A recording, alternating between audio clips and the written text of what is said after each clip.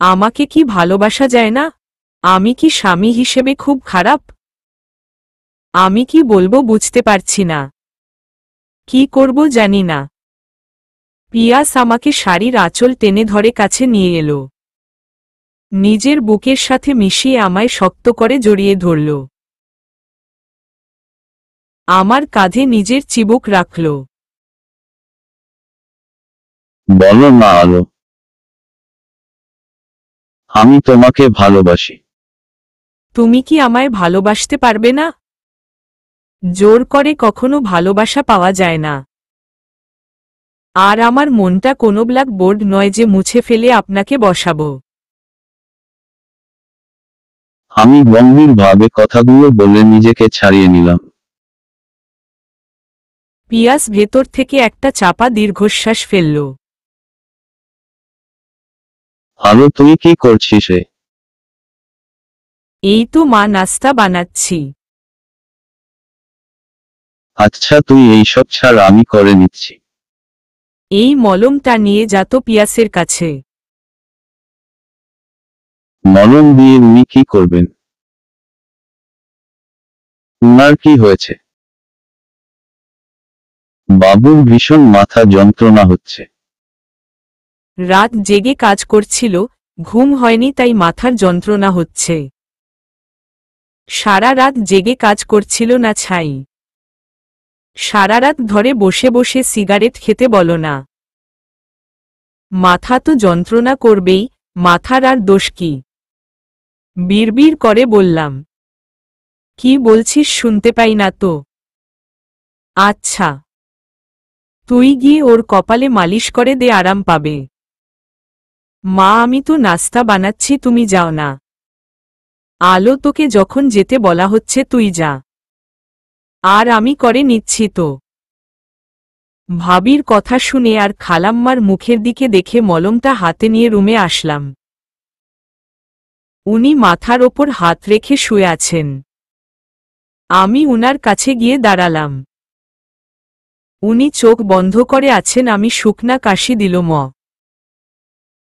উনি মাথা থেকে হাত নামিয়ে ভ্রু কুঁচকে আমার দিকে তাকালেন। আপনি মলম লাগাবেন? লাগবে না, নিয়ে যাও ওসব ফালতু জিনিস। জি না। মা বলছে মালিশ করলে আপনি আরাম পাবেন। মালিশটা কে করবে? আমি করে দিব। আমার কথা শুনে উনি চোখ বড় বড় করে তাকালেন। এক লাফে শোয়া থেকে উঠে বসলেন। আর আমার হাত টেনে ধরে বিছানায় বসিয়ে দিল। ন,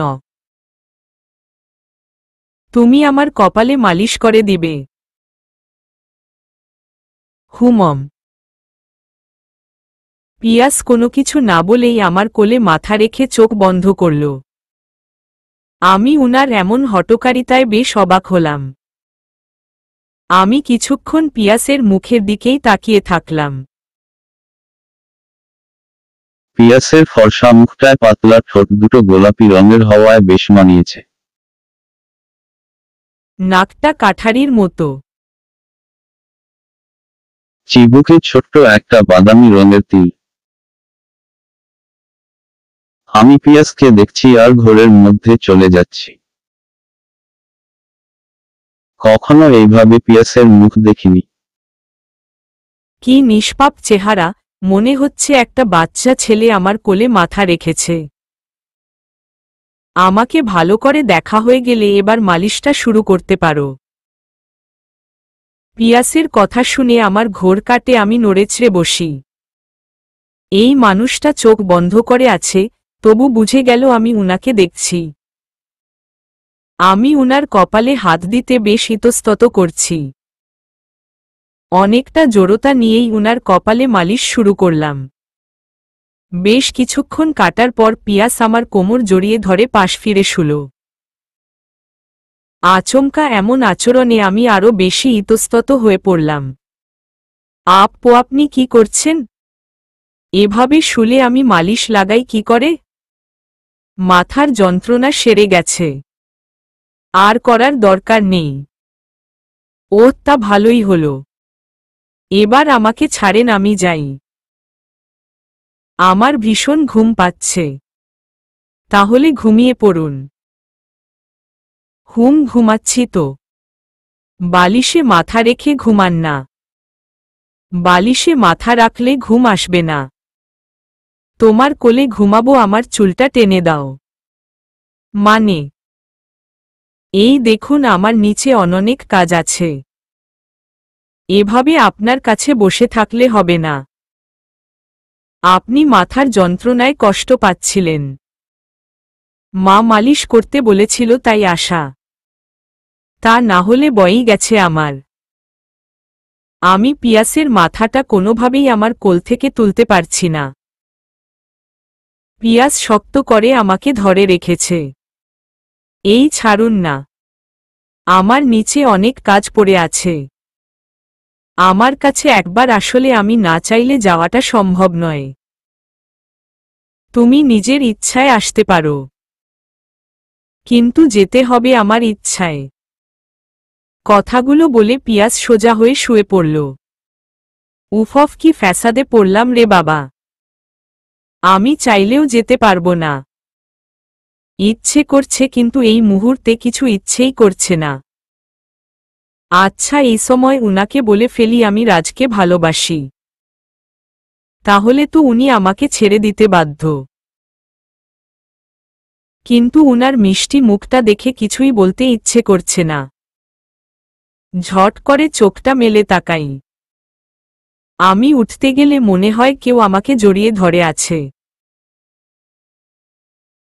মুখ তুলে দেখি আমি পিয়াসের বুকের উপর শুয়ে আছি। আর পিয়াস আমার দিকে তাকিয়ে মুচকি মুচকি হাসছে। আমি উঠতে গেলেও উঠতে পারি না। আমাকে এবার তো ছাড়ুন। আর আমি আপনার বুকে কি করছি? আপনি তো আমার কোলে মাথা রেখে শুয়েছিলেন তাহলে। আমি কখন ঘুমিয়ে পড়লাম? আমি কি জানি। আমার ঘুম ভাঙতে দেখলাম তুমি আমার বুকের উপর। তোমার জন্য আমি অফিসটাও যেতে পারলাম না। এই একদম বাজে কথা বলবেন না। আপনিই তো আমাকে। আচ্ছা, আপনি আমার সাথে কিছু করেননি তো? আলো থাপ্পড় মারব তোমায়। তুমি কি বাচ্চা মেয়ে? কিছু হলে বুঝতে পারবে না? পিয়াস আমাকে নিজের বুক থেকে তুলে উঠে বসে। আমি নিজেই নিজেকে অপ্রস্তুতে ফেলে দিই। আমি মুখ নিচু করে বসে থেকে ঘড়ির দিকে তাকাই। ঘড়িতে এখন বেলা 1টা বাজে। আমি চিৎকার করে ফেলি। কি হলো? চিৎকার করছো কেন? এখন রাত 1টা বাজে। আমি সেই 7 সকালে রুমে ঢুকেছি, আর এখন দুপুরবেলা। তো কি হইছে, মাথায় আকাশ ভেঙ্গে পড়ার মতো? আমি আর কিছু না বলে নিচে চলে আসি। ব্যালকনিতে থাকা চেয়ারটায় বসে শরৎচন্দ্রের পল্লী সমাজ পড়ছিলাম। এই পল্লী সমাজ গল্পের বিষয়বস্তু পুরোটাই পল্লীর অর্থাৎ গ্রামের দুবেলা দুমুঠো ভালোভাবে না খেতে পাওয়া মানুষগুলোর কথা মূল আলোচ্য বিষয় হলেও রমা ও রমেশের যে প্রেম কাহিনী আছে তা বড়ই মধুর ও মিষ্টি সম্পর্ক। যদিও বা এদের প্রেম কাহিনী শরৎচন্দ্র তেমনভাবে উপস্থাপনা না করলেও যতটা করেছেন ততটাই গভীরভাবে ফুটিয়ে তুলেছেন। তাই তো বারবার এক জিনিস পড়ে যায় এই রমা ও রমেশের টানে। আমি একমনে গল্পটা পড়ছিলাম। হঠাৎ আমার হাত থেকে বইটা কেউ নিয়ে নেয়। আমি রেগে গিয়ে চোখ তুলে দেখি পিয়াস বইটা নিয়েছে। কি ম্যাডাম, এখানে বসে বই পড়া হচ্ছে বুঝি? দেখতেই তো পাচ্ছেন। বইটা দিন তো, এমন ফাজলামি ভালো লাগে না কিন্তু। ও আচ্ছা, নিজের তো টাইম পাস হচ্ছে ভালোই। আর এদিকে আমি বসে বসে বিরক্ত হচ্ছি। তা আপনি বসেই বা আছেন কেন? কাজ নেই আপনার? কাজ প্রথম কথা, তুমি আমাকে আজ অফিস যেতে দাওনি, তাই তো বাড়িতে বসেও কাজ করতে করছে না। কি করব, ভালো লাগছে না। ধুরর, ভালো না লাগলে সিগারেট ফুকুন। আমাকে বইটা দিয়ে জানতো এখান থেকে। গুরুত্বপূর্ণ একটা লাইন পড়ছি তো, দিন বইটা দিন। বউ থাকতে সিগারেট ফুঁকতে যাব কেন? বই তো আর তুমি পাচ্ছ না। বিছানার উপর যেই জিনিসগুলো আছে সেগুলো পরে রেডি হয়ে নাও 10 মিনিটের মধ্যে। মানে কি? কোথায় যাব? এত প্রশ্ন ভালো লাগে না, তাড়াতাড়ি রেডি হয়ে যাও। পিয়াস কথাগুলো এবার বেশ রেগেই বলল। আমি রুমে এসে দেখি বিছানার ওপর একটা গাঢ় গোলাপি রঙের শাড়ি, তার ওপর একগোছা কালো চুড়ি, কাজল আর লিপস্টিক আছে। আমি পিয়াসের দিকে তাকালাম। কি হলো, রেডি হয়ে নাও বলছি। আর হ্যাঁ, যেগুলো রেখেছি সেগুলোই পরবা, তার বেশি কিছু না। আমি নিজেকে সাজিয়ে নিলাম। গাঢ় গোলাপি শাড়ি আর কালো চুড়িতে আমাকে মনে হয় বেশ লাগছে। কালো রঙের চুড়িগুলো আমার হাতে বেশ মানিয়েছে। চুলটায় সোজা সিথি ফেলে হাত খোপা করে ফেলি। চোখে মোটা করে কাজল দিল ঠোঁটে হালকা লিপস্টিক বুলিয়ে নিলাম। আমি বাড়ির বাইরে এসে দেখি পিয়াস বাইক স্টার্ট করছে। এই বাইকে যেতে হবে নাকি? চলে আসো, দাঁড়িয়ে না থেকে। বাইকে যাব। আমি বাইকে যেতে পারবো না। আর আপনি আমাকে কেন বলেছেন না কোথায় নিয়ে যাচ্ছেন? গেলেই দেখতে পাবে, এখন আসো তো। পিয়াস আমার হাত ধরে টেনে এনে বাইকের সামনে দাঁড় করালো। বাইক স্টার্ট দিয়ে আমাকে ইশারা করল বাইকে বসার জন্য। আমি আর কোনো উপায় না দেখে বাইকে উঠে বসলাম। তবে উনার দেখে দূরত্ব রেখেই বসলাম। পিয়াস বাইক চালাচ্ছে আর গুনগুন করে গান গাইছে।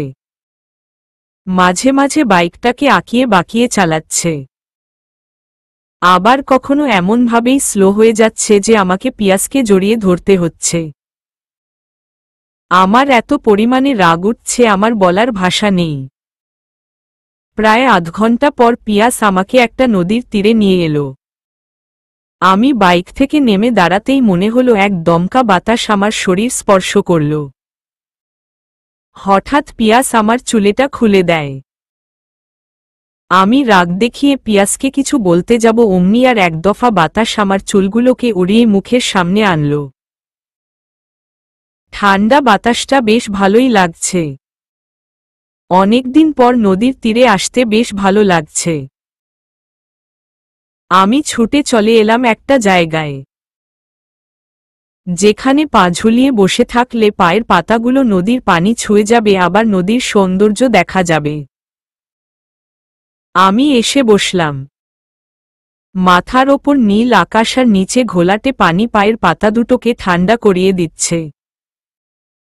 বেশ ভালো লাগছে, ক্লান্তিগুলো যেন এক নিমেষেই মুছে গেল। তোমার ফেভারিট আইসক্রিম চকলেট ফ্লেভার। আচমকা পিয়াস আমার চোখের সামনে আইসক্রিম ধরে। পিয়াস হেসে আমাকে কথাগুলো বলল। আমি পিয়াসের মুখের দিকে তাকিয়ে আছি। আমি বুঝতে পারছি না এই লোকটা কি করে জানলো আমার আইসক্রিম চকলেট ফ্লেভার ফেভারিট। কাউকে ভালোবাসলে সব সম্ভব। সে কি খেতে ভালোবাসে, তার পছন্দের রং সব জানা যায়। দেখো, তোমার তো গোলাপি আর কালো রংটাই বেশি ফেভারিট। তাই তো আমি আজ তোমার রঙেই তোমাকে রাঙালাম। ভালোবাসি তো, তাই তোমার মনের সব কথাই জানি। সব জানেন। জানলে আর জোর করে বিয়ে করতেন না। আমি পিয়াসের চোখে চোখ রেখে কথাগুলো বললাম। কথা শুনে পিয়াসের মুখটা কালো হয়ে গেল। তবু মুখে হাসি টেনে এনে আমার সামনে আইসক্রিম তুলে ধরল। চোখের ইশারায় আমাকে খেতে বলল। আমি মুখটা অন্য পাশে ঘুরিয়ে নিলে পিয়াস আমার গাল ধরে আমার মুখে আইসক্রিম খাইয়ে দিল। আমি আর কিছু বলতে পারছি না।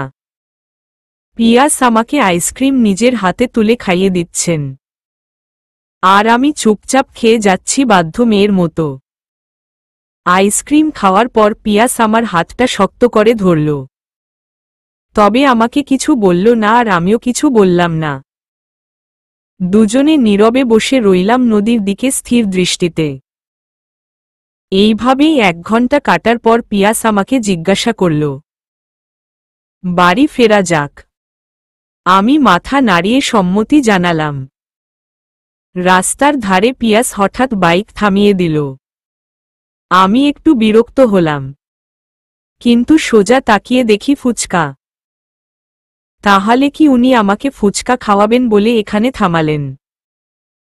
তোমার আর একটা ফেভারিট জিনিস, এটা ছাড়া তো বিকালে ঘুরতে বেরোনোটাই তোমার বেকার হবে। আপনি সত্যিই আমাকে ফুচকা খাওয়াবেন? আমি না অনেকদিন ফুচকা খাইনি। আমি কথাগুলো বলেই জিভ কাটলাম। উনি আমাকে হ্যাংলা ভাববেন না তো আবার? আর তাছাড়া অপরের টাকায় এভাবে খাওয়াটাও তো উচিত নয়। আমি মুখটা নিচু করে নিলাম। আমি জানি তো, এখন চলো। আজকে দেখব তুমি কতগুলা ফুচকা খেতে পারো। বাড়িতে চলুন, আমার আজ খেতে ভালো লাগছে না। পিয়াস আর কোনো কথা বলল না।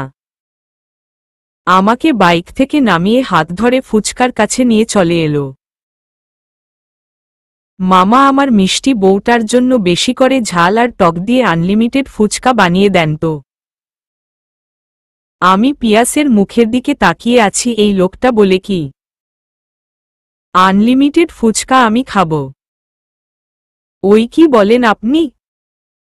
আমি কি রাক্ষসী নাকি যে আনলিমিটেড ফুচকা খাবো?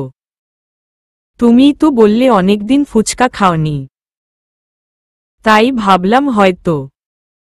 এই আপনি থামুন তো, খুব বেশি হলে 3 প্লেট খেতে পারি। আচ্ছা, আপনি যা বলবেন। পিয়াস আমাকে চেয়ারে বসিয়ে দিল না, আর ফুচকাওয়ালা মামা আমার সামনে 1-2 করে 3 প্লেট ফুচকা রাখলেন। প্রথমে তো অনেক দিন পর ফুচকা পেলাম, আর চোখের সামনে ফুচকাগুলো দেখে মনে হচ্ছে ফুচকাগুলো যেন আমার মুখে ঢুকে পড়বে। আমি আর কোনদিকে না দেখেই টপাটপ ফুচকা খেতে শুরু করলাম। মাঝখানে খুব জোর বিষম খেলাম। পিয়াস আমাকে পানি খাওয়াচ্ছে আর মাথায় ফু দিচ্ছে। আমি কিছুক্ষণ পর স্বাভাবিক হলাম। পিয়াস বেশ ধমকের স্বরেই বলল, আরে বাবা, তুমি এত তাড়াতাড়ি করছো কেন? ধীরে ধীরেই খাও না। তোমার ফুচকা তো কেউ খেয়ে নিচ্ছে না বা উবেও যাচ্ছে না। আমি উনার দিকে তাকিয়ে মুখ নিচু করে ফেলি। আমার মনটা এতক্ষণ ভালো থাকলেও এবার মনটা বেশ ভারাক্রান্ত হয়ে ওঠে। আমার চোখে পানি ছলছল করছে। এই মুহূর্তে রাজের কথা খুব বেশি মনে পড়ছে। আমি নিজের অজান্তেই বলে ফেলি, জানেন আমার না প্রায় ফুচকা খেতে গেলে বিষম লাগে। আর রাজ আমাকে এইভাবেই পানি খাওয়াতো, মাথায় ফু দিয়ে দিত। আমি অনেক মিস করছি রাজকে। আমি কথাগুলো বলে চোখের পানি মুছে নিয়ে পিয়াসের দিকে তাকাই। উনি আমার থেকে মুখ ফিরিয়ে আছেন। বেশ গম্ভীর গলায় বলেন, খাওয়া হয়ে গেলে চলে আসবে।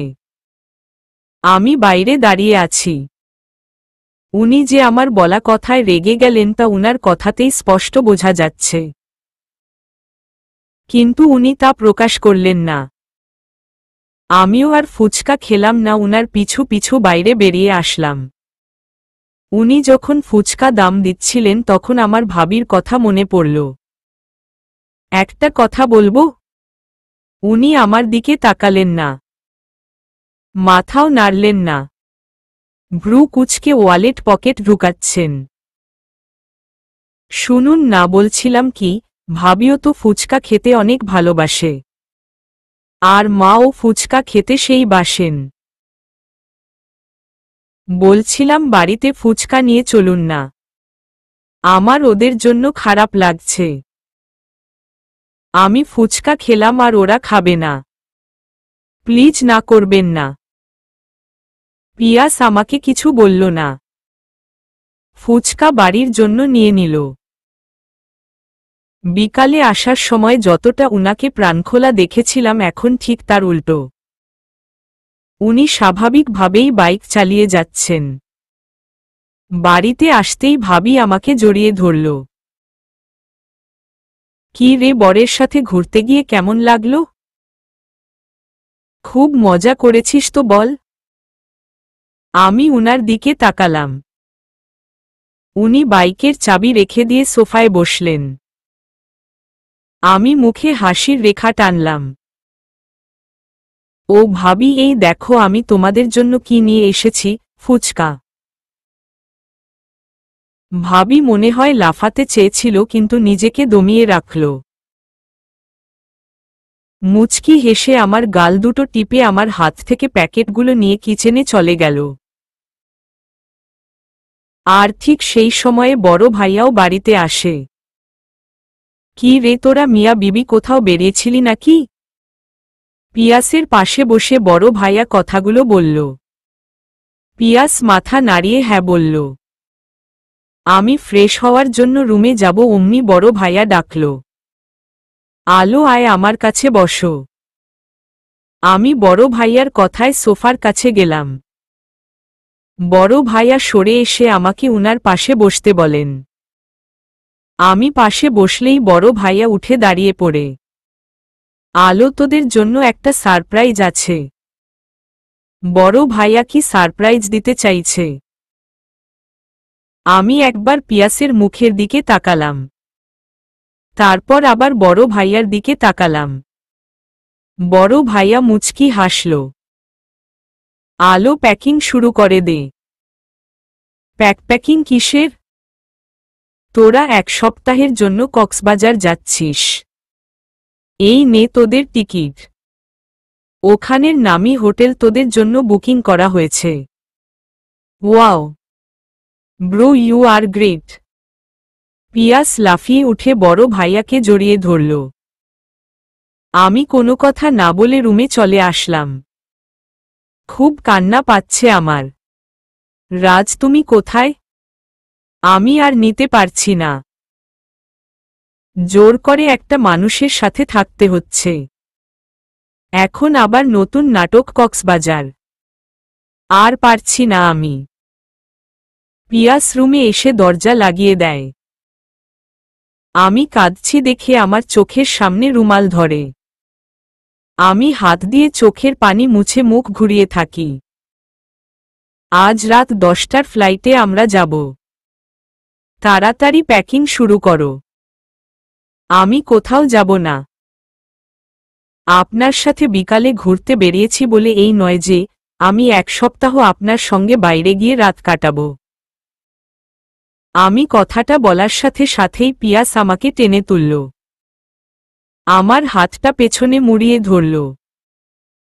আমার সঙ্গে বাইরে রাত কাটাবি না তো কার সাথে কাটাবি? গম্ভীর স্বরে। কার সাথে কাটাবো জানেন না? চিৎকার করে। এই চিৎকার করবি না একদম। চুপচাপ ব্যাগ প্যাক করে রেডি হয়ে নিচে আয়। বলছি তো আমি যাব না, শুনতে পাচ্ছেন না?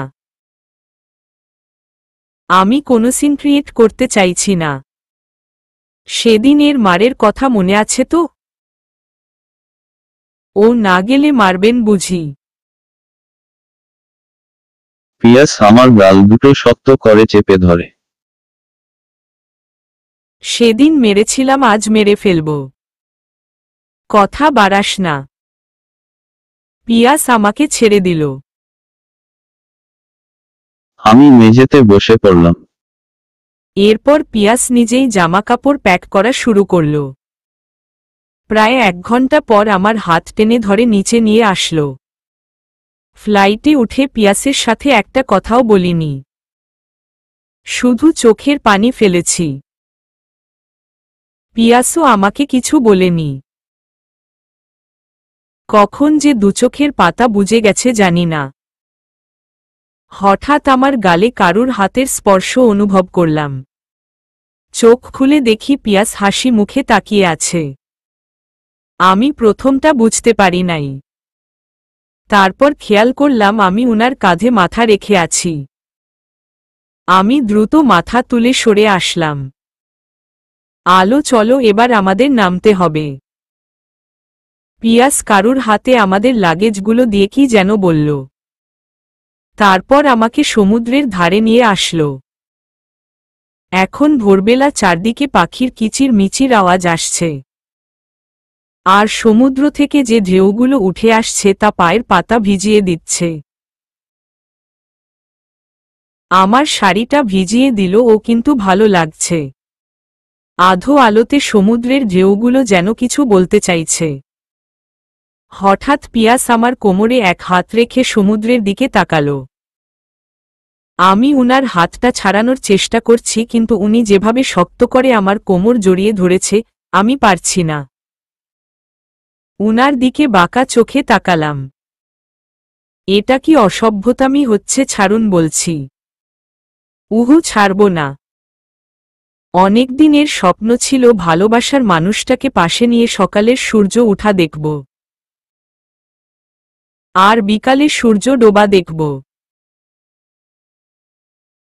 জানেন, আমারও অনেক ইচ্ছা আমার ভালোবাসার মানুষটার আঙুলের ভাঁজে আঙুল ঢুকিয়ে পায়ে পা মিলিয়ে সমুদ্রের তীরে হাঁটব। আমি চাই রাজের সাথে সূর্য ওঠা দেখব। আমার কথা শুনে পিয়াস কোনো রিয়েক্ট করল না। আমাকে আরো বেশি শক্ত করে জড়িয়ে ধরল।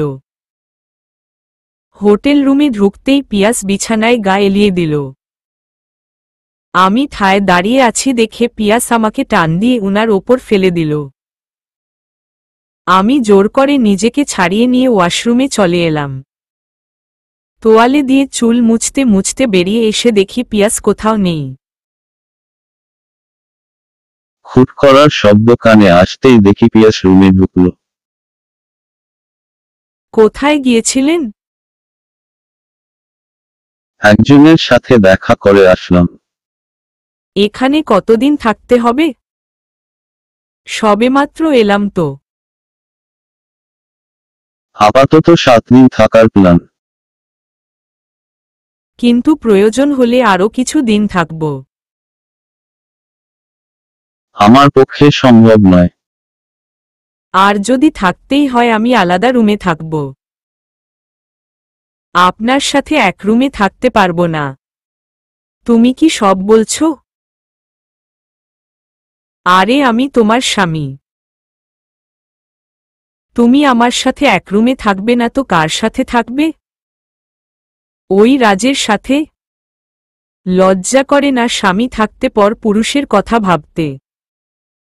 পিয়াস কথাটা বলেই আমার গালে সজোরে এক থাপ্পড় মারল। আমি গালে হাত দিয়ে চিৎকার করে উঠি। আমি রাজকেই ভালোবাসি, আর রাজকেই স্বামী হিসাবে চাই। আর পরপুরুষ রাজ নয় আপনি।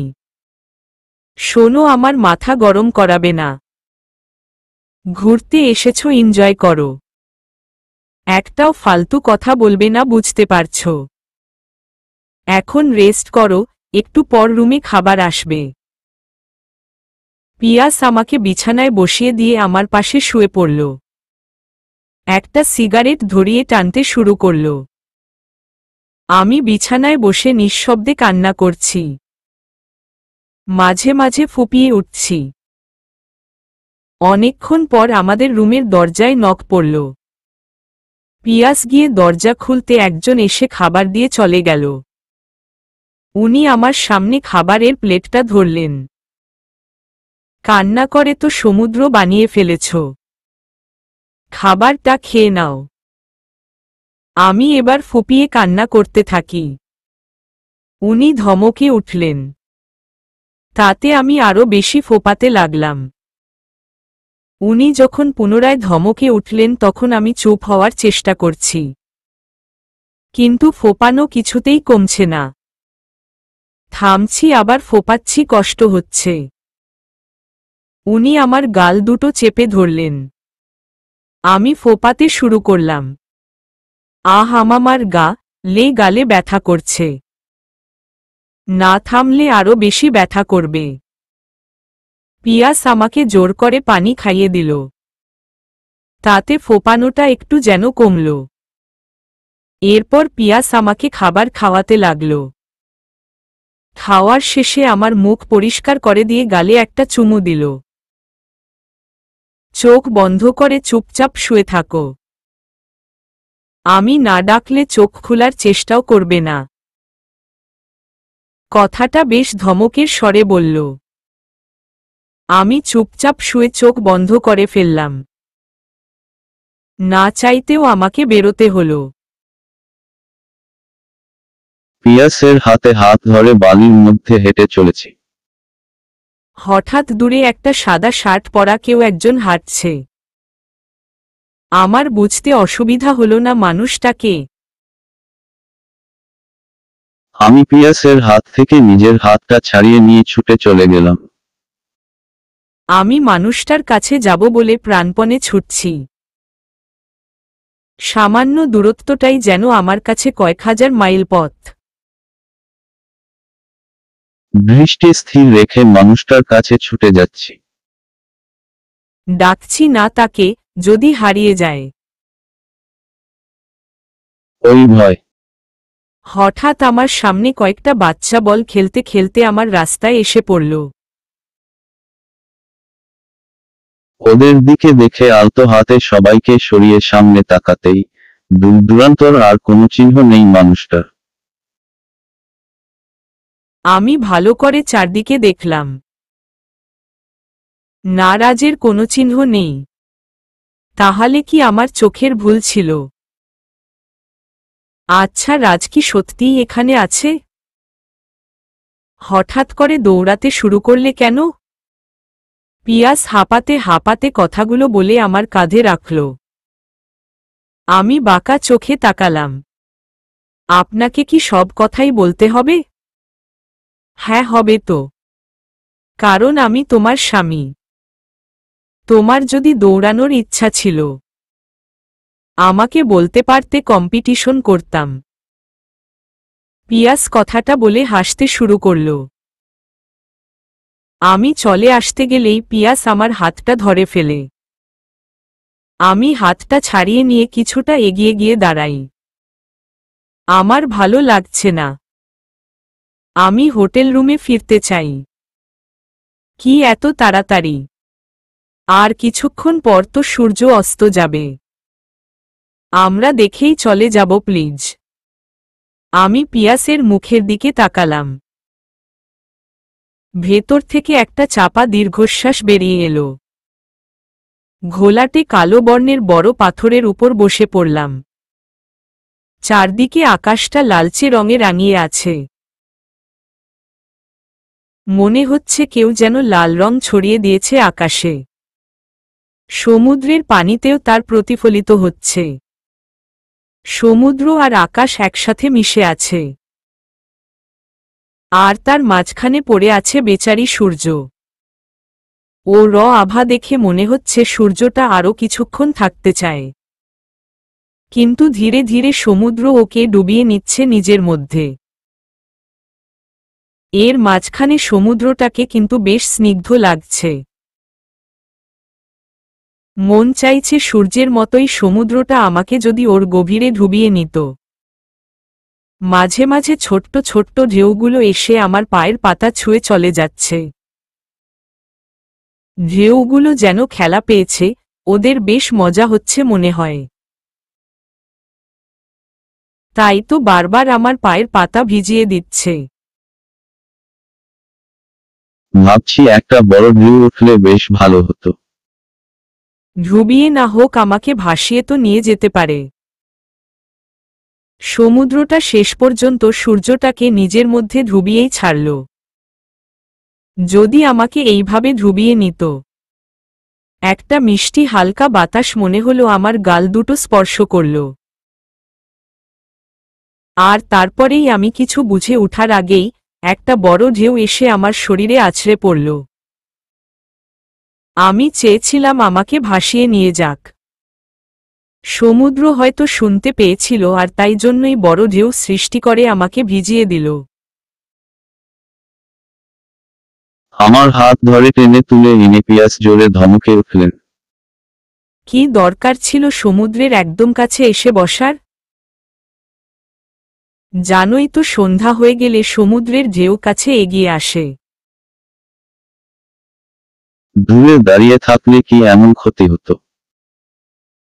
দেখো ভিজে গেলে তো। আপনি রেগে যাচ্ছেন কেন? ভিজেছি তো আমি, তাই না? এখন এই অবস্থায় তুমি হোটেলে ফিরবে কেমন করে? তুমি আন্দাজ করতে পারছো কি? অত লোকের ভিড়ের মাঝে তুমি এই অবস্থায় কিভাবে যাবে? আমার কথা আপনাকে না ভাবলেও চলবে। আমি আর এক মুহূর্ত সময় নষ্ট না করে হোটেল রুমের উদ্দেশ্যে চলে আসতে লাগলাম। তা না হলে এক্ষুনি আবার স্বামী স্ত্রীর জ্ঞান দিতে বসবেন। আমি শাড়ির আঁচলটা ভালোভাবে শরীরে জড়িয়ে নিলাম। তখন রাগ দেখিয়ে ওভাবে চলে আসলাম ঠিকই, কিন্তু এখন বড্ড অপ্রস্তুতে পড়েছি। আর তাছাড়া পুরোটাই ভিজে গেছি। শাড়িটাও ভিজে পাতলা হয়ে শরীরের সাথে লেপ্টে আছে। হোটেলে ঢুকতেই সবার দৃষ্টি যেন আমার উপর। কেউ হয়তো এমনিই তাকিয়ে আছে, আবার কারুর দৃষ্টি হয়তো খারাপ। ভেজা আঁচল দিয়েই শরীরটাকে ঢাকার ব্যর্থ চেষ্টা। এই মুহূর্তে আমার রাগ হচ্ছে ওই পিয়াস বাচ্চাটার ওপর। এমনি সময় তো চলে আসতে গেলেই হাত ধরে টেনে নেয়। তুই যখন বুঝতেই পারলি এই অবস্থায় আমি একা হোটেলে আসতে সমস্যায় পড়ব, তাহলে তোর উচিত ছিল আমার সাথে আসার। কেউ তাহলে আর এভাবে তাকিয়ে থাকত না। ইচ্ছা করছে এই পিয়াস বাচ্চাটাকে বালির নিচে পুঁতে দিই। বেটা খবিস, তুই দেখিস পিঁপড়ের কামড়ে মরবি। এক প্রকার ছুটে এসেই রুমে ঢুকে ওয়াশরুমে চলে আসলাম। আচ্ছা, আমি কি তখন ভুল দেখলাম তাহলে? কিন্তু আমি যে স্পষ্ট দেখলাম ওটা রাজ। আমি কি করে জানতে পারবো যে রাজ সত্যিই এখানে? আমার ফোনটাও তো নষ্ট হয়ে গেছে। পিয়াসকে একবার জিজ্ঞাসা করে দেখব। ওই মেয়েটা চুলটা ভালো করে মুছতে শেখনি? দেখো এখনো কেমন পানি টপছে। আমাকে দাও, আমি মুছিয়ে দিচ্ছি। হঠাৎ পিয়াস কোথা থেকে এসে আমার ভাবনার জগৎ ছেদ ঘটাল। আমি তোয়ালে হাতে নিয়ে বসেছিলাম চুলটা মোছার জন্য। রাজকে ভাবতে ভাবতে আমি চুলটা মোছা থামিয়ে দিই। আর তখনই পিয়াস কোথা থেকে এসে আমার হাত থেকে তোয়ালেটা নিয়ে চুল মুছাতে থাকে। আমি কিছু বলি না। পিয়াস নিজের মতো কাজ করতে থাকে। পিয়াস আমাকে জোর করে নিজের হাতে গাঢ় সবুজ রঙের শাড়ি পরিয়ে দেয়। আমাকে আয়নার সামনে বসিয়ে নিজের হাতে সাজিয়ে দেয়। সাজানোর শেষে কপালে একটা গভীর চুম্বন দেয়। আমায় নিয়ে আসে একটা অন্ধকার জায়গায়। আমি হাত ধরে হাঁটতে থাকি। পায়ের মধ্যে কিছু একটা সরাতে সরাতে যাচ্ছি তা অনুভব করতে পারি। আমার হাত ধরে কোনো কিছুর ওপর বসিয়ে দেয়। আমি কিছু বলতে যাওয়ার আগেই ঝট করে আলো জ্বলে ওঠে। আজকের রাতটা আপনার জন্য স্পেশাল ম্যাম। আপনি চেয়েছিলেন না কেউ আপনাকে এভাবে সারপ্রাইজ দিক। চারদিকে আলো ঝলমল করছে। আর পুরো ফ্লোরটায় লাভ চিহ্ন আকারের বেলুনের ছড়াছড়ি। আর তার সাথে চারপাশে ধোঁয়ায় ভর্তি। ঠিক ধোয়া না কুয়াশাচ্ছন্ন বলা যেতে পারে। আমার সামনে টেবিল আছে, তাতে লাল, গোলাপ, হলুদ রঙের মোমবাতি জ্বলছে। হঠাৎ করে আলোগুলো বন্ধ হয়ে যায়। জ্বলে ওঠে শত শত মোমবাতি। তুমি ক্যান্ডেল লাইট ডিনার পছন্দ করো, তাই তোমাকে সারপ্রাইজ দিল ম। তার সাথে আজকের প্রতিটি খাবার তোমার ফেভারিট।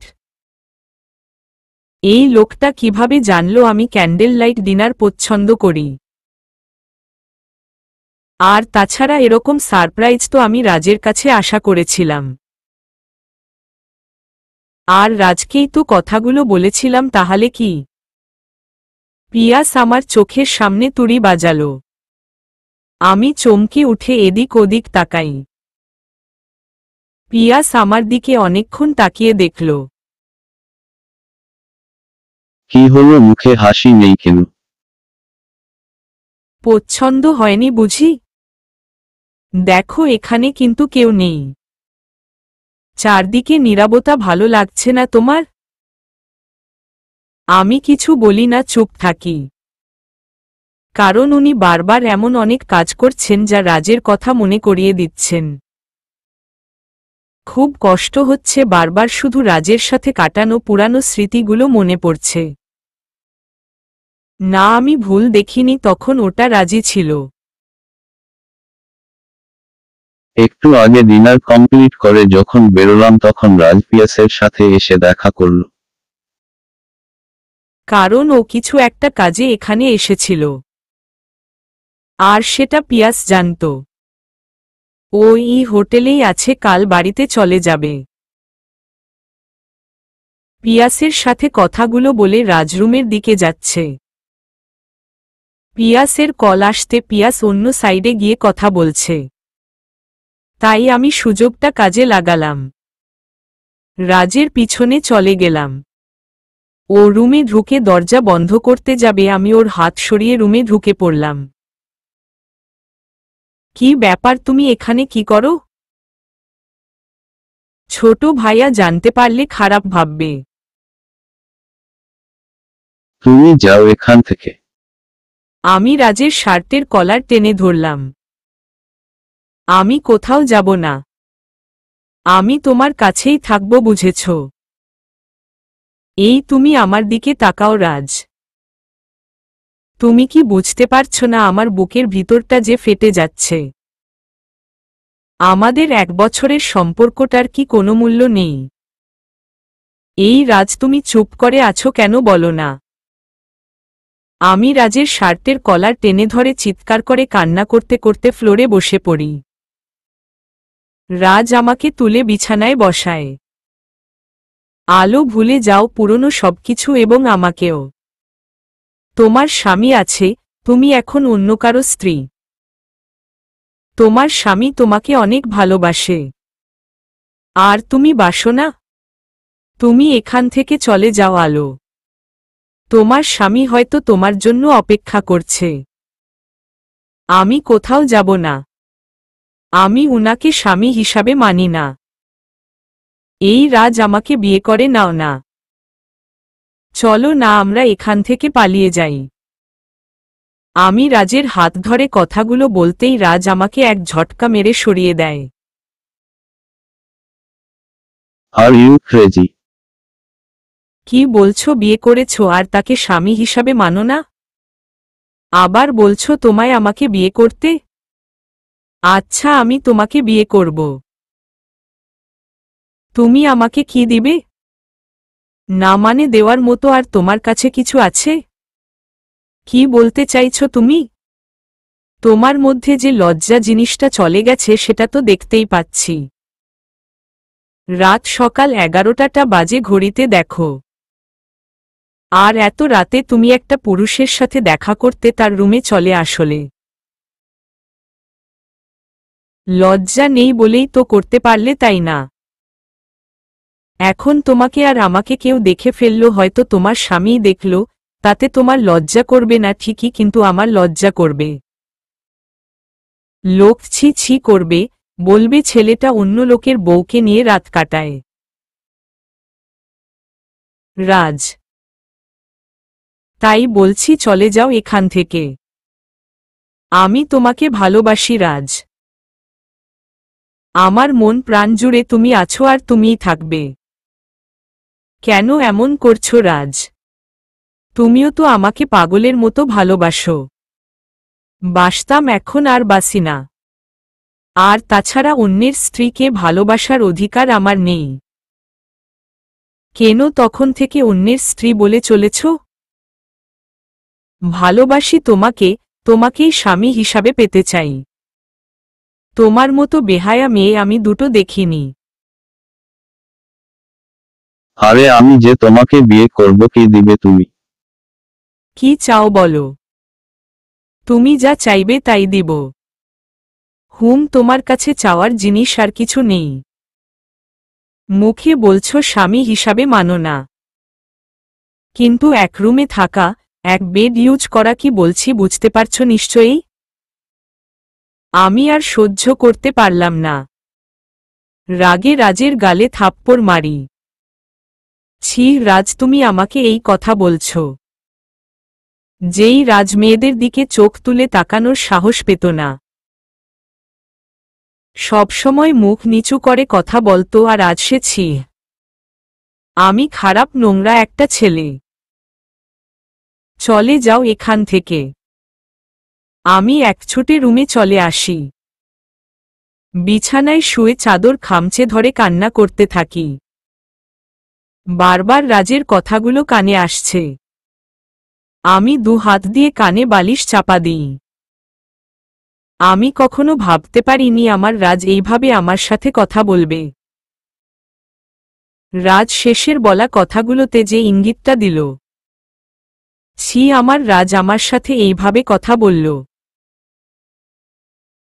না, আমি পারবো না এই লোকটার সাথে সংসার করতে। আর না পারবো রাজকে ভুলতে। আমি এখন কি করব? এত অশান্তি যে আমার সহ্য হয় না।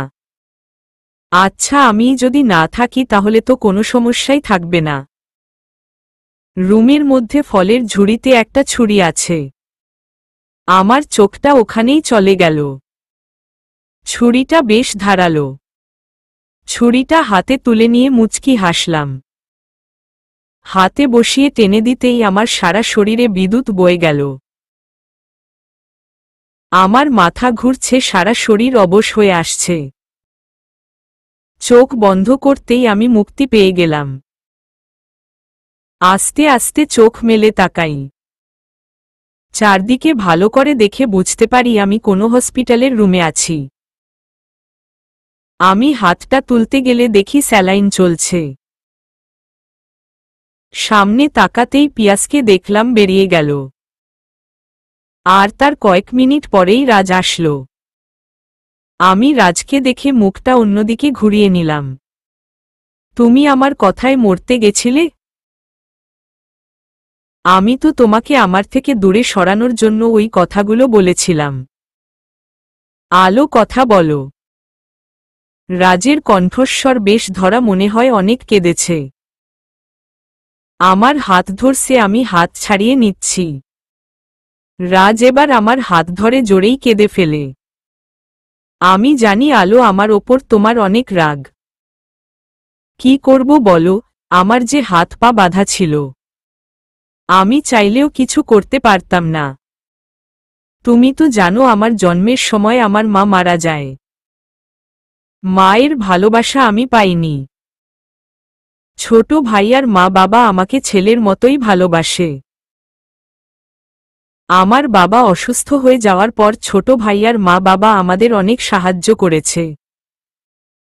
আমাকে উনাদের বাড়িতে থাকতে দিয়েছে, উনাদের ব্যবসা ভালো করতে দিয়েছে। জানো আলো, তুমি যেদিন আন্টির সাথে বাড়িতে এলে, ভেবেছিলাম ভালোই হলো, আন্টির সাথে তোমার নতুন করে পরিচয় করিয়ে দিতে হবে না। আন্টি জানে আমি একজনকে ভালোবাসি, কিন্তু সেটা যে তুমি তা জানতো না। সেদিন আমাকে ছোট ভাইয়া তোর ছবি দেখিয়েছিল, জানিয়েছিল তোমাকে ভালোবাসে। আর আমিও ছোট ভাইয়ার চোখ মুখ দেখে বুঝেছিলাম কি পরিমাণ তোমাকে ভালোবাসে। পরে জানতে পারলাম আন্টি চায় তোমাকে ছেলের বউ করবে। কারণ তোমার মা বাবা ছোটবেলায় আন্টির সাথে কথা বলে রেখেছে। আঙ্কেল, আন্টি আমার বাবার জন্য আর আমার জন্য অনেক করছেন। আমি তাদের ঋণ কখনো শোধ করতে পারবো না। তবে আমি উনাদের ইচ্ছা পূরণ করতে পারি। আর তাই তো আমি তোমার জীবন থেকে সরে এলাম। আমি এবার রাজের মুখের দিকে তাকালাম। অস্পষ্ট স্বরে বললাম, তাই বলে নিজের ভালোবাসাকে বলিদান করলে? আলো ভালো তো দূর থেকেও বাসা যায়। নাই বা পেলাম। ভালোবাসলেই কি দুজন দুজনকে পেতে হয়? ছোট ভাইয়া তোমাকে অনেক ভালোবাসে।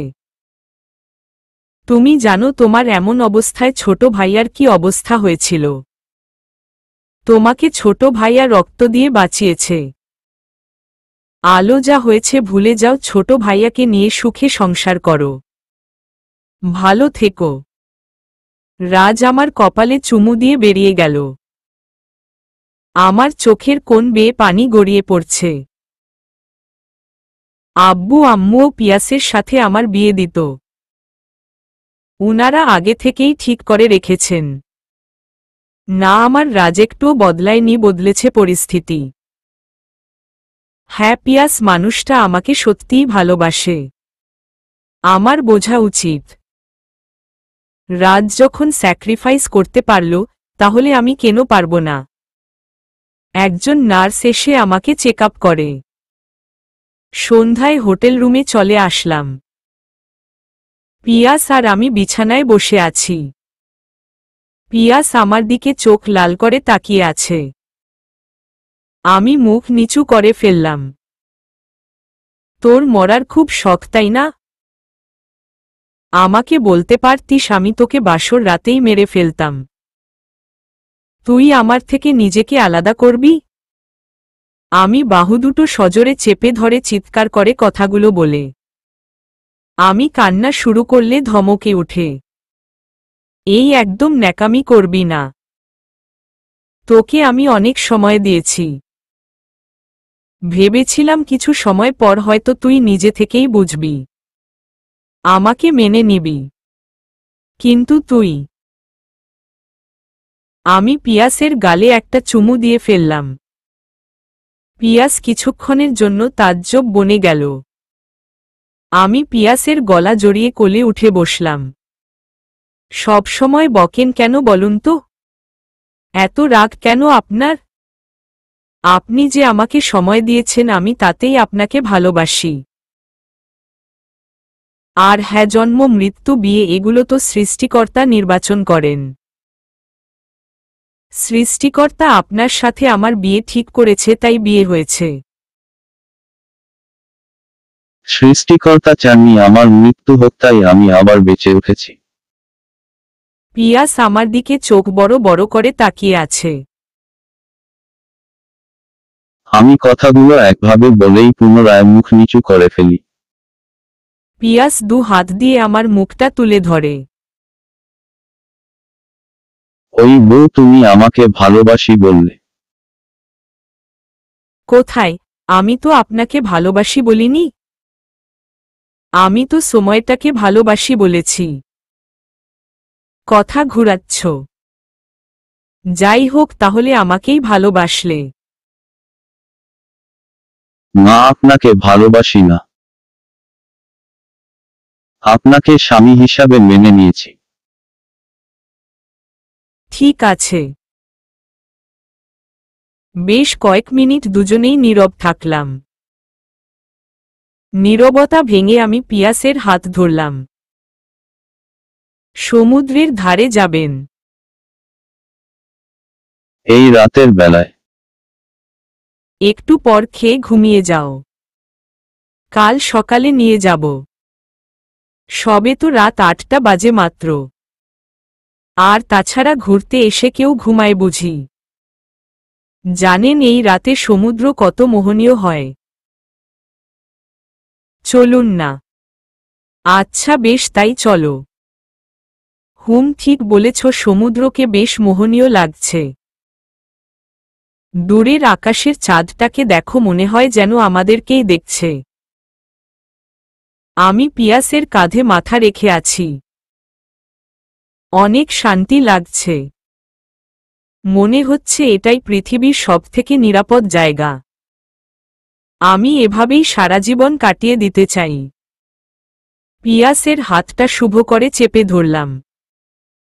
নিজের মনেই বললাম, এই জীবনে আমার তুমি আছো। সমাপ্ত।